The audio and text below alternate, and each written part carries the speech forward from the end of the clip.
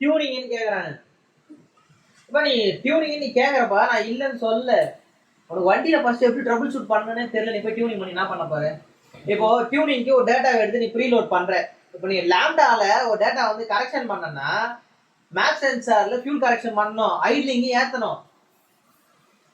ஏன்னா ஃபியூல நீ வந்து ரீமேப் பண்ற, அது அந்த டார்க்கு ஏத்தா போல அந்த லோட்ல போய் உட்காருதா, அந்த லோட் செல்ல போய் கரெக்டா எடுக்குதா, நீ வேரியேஷன் பண்ணது கரெக்டா, கிராஃபிக்கல் வியூ 2D 3Dக்கு மாற்றி ஒரு செக்டார் பாயிண்டே எடுக்கணும். இதில் எக்ஸா டெசிமல் எடிட் பண்ணுறதுன்னு இருக்குது.